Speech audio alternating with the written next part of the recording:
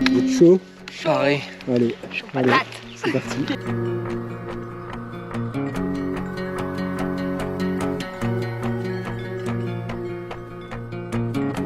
On est sur les traces du GR1, GR3. Ça monte, ça monte.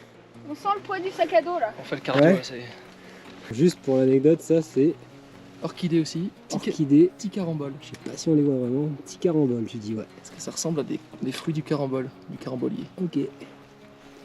Donc depuis tout à l'heure, ouais, sur le sentier, les gars sont en train de tomber sur des trucs. Mais c'est hallucinant tout ce qu'il y a.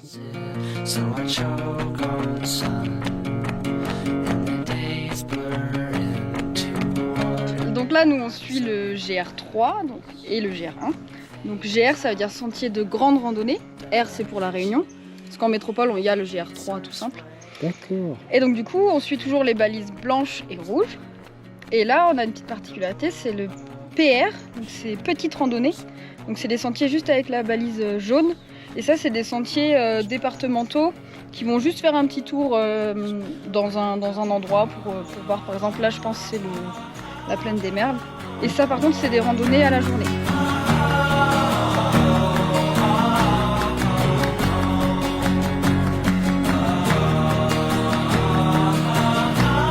Raconte-nous un peu le col des bœufs.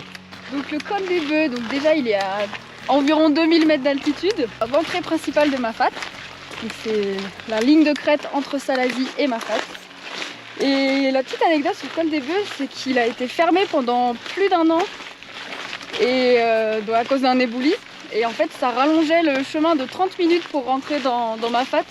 Et je pense que c'était par le col, Col de Fourche, du coup. col de Fourche du coup. Ouais. Tous les ravitaux avant se faisaient, avant qu'il y ait l'hélico bien sûr, ça se faisait à dos d'homme, donc en porteur, ou avec les bœufs, parce que les ânes, qui sont plus souvent utilisés, ont été testés aussi, mais ça n'a pas pris.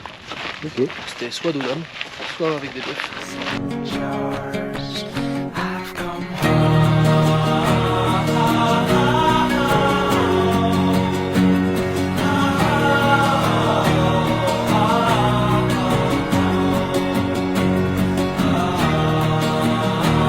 Col des bœufs, donc c'est vraiment, on va dire, le sentier le plus facile pour entrer dans Mafate. La plupart du temps, les gens vont sur la Nouvelle. On va sur Marla, c'est un petit peu plus loin, mais c'est vraiment des coins sympas pour la rando, si vous en faites pas trop.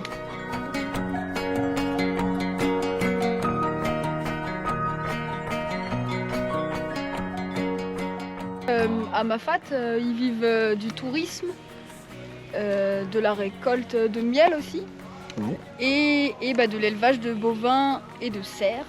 Et il y a notamment pas mal de bovins qui vivent en semi-liberté en fait, et il y en a beaucoup ici dans cette plaine. On a vu les bouses de vache, mais on n'a pas vu les... Ouais, il doit être à l'abri, je crois. Une bonne bouse. T'as les pieds dedans? Vache. Pauline vient de marcher vraiment dans la bouse de vache. plus. Ça va? Bah voilà, c'est pied gauche, pied droit. Droit.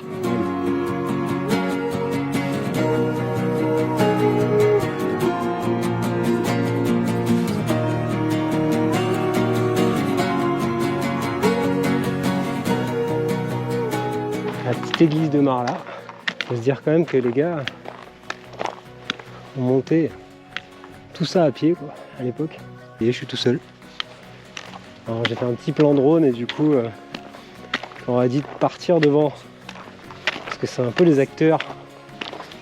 Vu que moi je filme, eux ils marchent. C'est-à-dire qu'ici les hélicos c'est un peu le quotidien quoi. Pour les ravitaux. Là il va faire sa descente.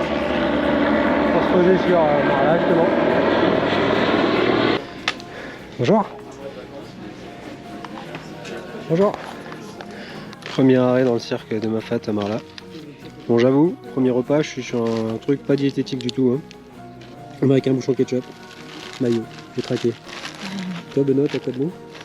Des gâteaux à verrou et du saucisson. Petite collation, puis Et une petite barre après. Pauline elle est partie faire ses courses. Je crois qu'elle achète des t-shirts elle. Donc ça c'était le t-shirt que tu peux acheter que dans Mafate, c'est ça? Bah non. C'est ça. Chaque fois.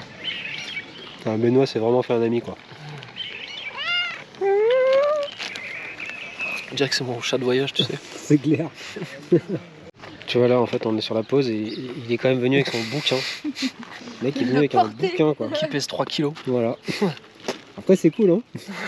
Tu trouves sous les... Sous les longoses qui sont envahissantes, mais bon, on trouve des petits trucs sympas quand même. Ok. Toi aussi, t'as tes petites notes. Moi aussi, j'ai mes notes. Eh ben, on est juste à côté de l'école de Marla. Ouais. Et il y a 10 marmailles à l'école de Marla. Ok. Bon, Donc là, là, c'est les vacances. faut se dire qu'en gros, là, c'est l'école. Elle est Ouais. là. Ouais. Et c'est aussi la piste d'atterrissage Oui, c'est la de piste l'hélicoptère. C'est autrefois, ici, c'était l'îlette le plus peuplé. Oui.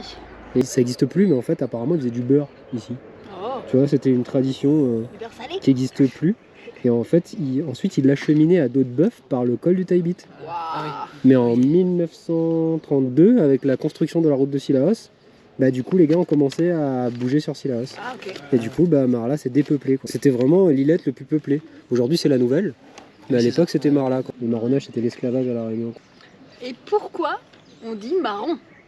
Ouais, parce que toi, tu dis que c'était... Donc c'est pas les marrons, c'est pas la couleur de peau, on les appelle les noirs marrons. Ouais. En fait, marron, ça vient de cimarron Ok, en espagnol, qui veut dire celui qui fuit, ouais. qui s'échappe. Et donc voilà, c'est pour ça que c'était les noirs marrons, Ok. c'est les cimarron.